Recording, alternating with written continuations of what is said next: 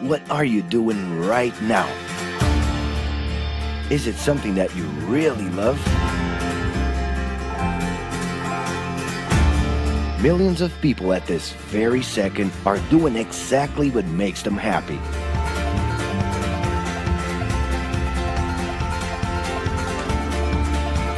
But wait a minute. You spend a big part of your life working. And any job has the potential to drive you insane. I think this is a good time for a break.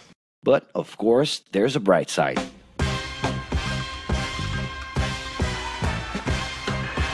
And the best thing, time off.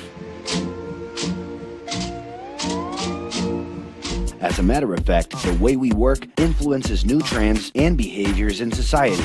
And if some things are new and different to you, and to everyone else, it's good to know that the ones who really captured the idea are those young millennials. Otherwise known as Generation Y, G, we, globalists. Okay. We know you heard about this. They represent a new workforce in the global market and have high aspirations. Half of them already have or plan to open their own businesses. Because of their digital, liquid, and collective mindset, they are affecting the way we produce and work in the future. Sounds complicated?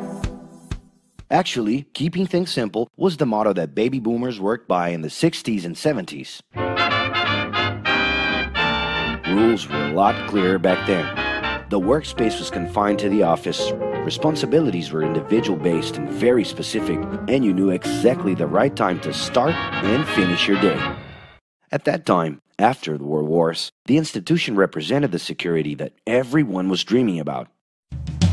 Because of this, it made total sense to be a company man and respond well to linear and hierarchical structures. But be careful. Once you chose a career, it was a decision that would pretty much last for the rest of your life. Older workers would teach young ones because putting in long years of experience was essential if you wanted to grow within the company. Having a job would guarantee social status and was the first step towards marriage and a first kid 9 months later. Work didn't mix with personal life. No bringing work home. But baby boomers worked a lot. It's been a hard day's night. And this had to do with keeping a deep sense of discipline and honor.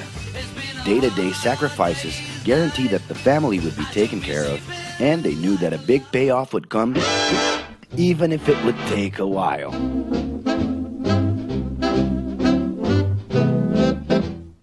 However, Generation X redefined the time relationship between work and reward.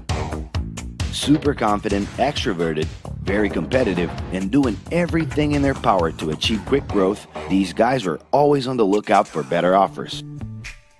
A profitable idea could easily put them into a leadership position based on meritocracy without taking their experience into account. As they searched for more ways to personally stand out and be professionally independent, they relied on degrees, including MBAs and PhDs, to get ahead of their competitors. Pressure, pushing down on me, pressing down on you. No man has spoken. In this more individualistic style of thinking, a nice wardrobe and a business card could help them close better deals and expand their network. Being in the right place at the right time is what would define the work schedule. Business time was extended into the happy hour.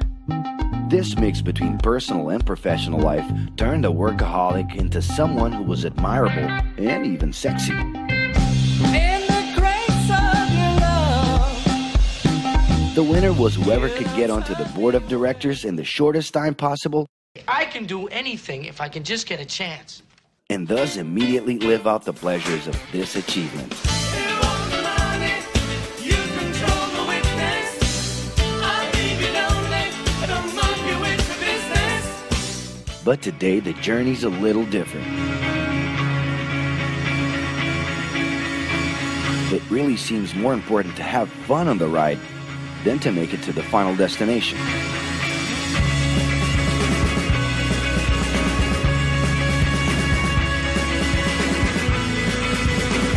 Ironically, millennials, those unpredictable kids, are the ones perfectly translating this new vision.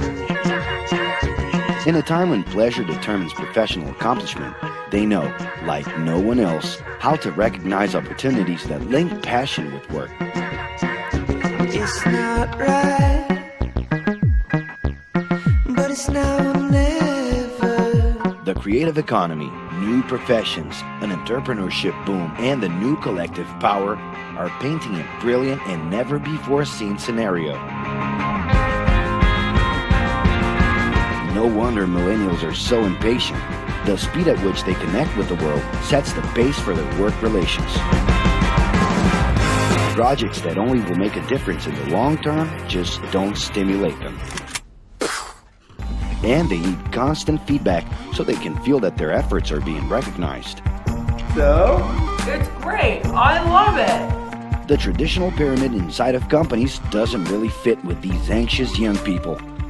They're excited about working with older generations, but only if the relationship is on equal terms and with mutual respect. It's all about exchanging knowledge, no matter your age.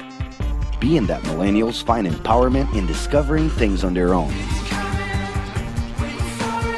It's natural for them to diversify their channels and seek out informal types of education instead of simply picking out a major. In the end, professional commitment is not just a norm. It's something that naturally comes from truly engaging experiences. Besides having a job, it's become more important to have a purpose that can be carried out in different forms at the same time. Mobility, shared workspaces, home offices, and the possibility to create your own hours make work always present, anytime and everywhere. For that reason, people with different work styles are having more freedom to tap into their talents, and even those with introverted personalities can transform their ideas into million-dollar businesses. Yes, you can stay in your pajamas as long as you maintain an updated and attractive profile across your social network.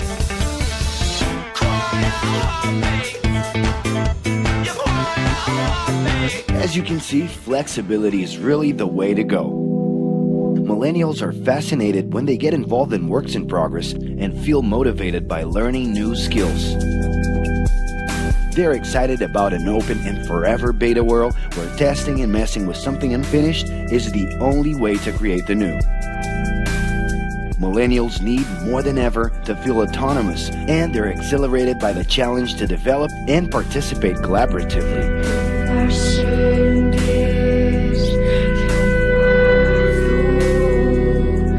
They can change direction quickly and don't let attachments hold them back. It's about living better in the present with no illusion that the future can be controlled.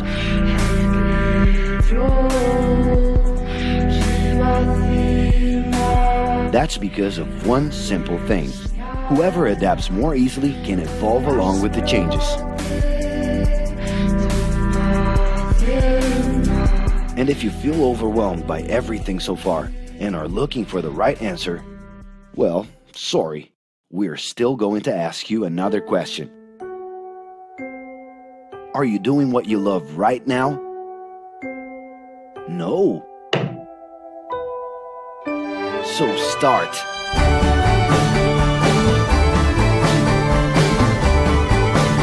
The clock is ticking and your life is in a hurry.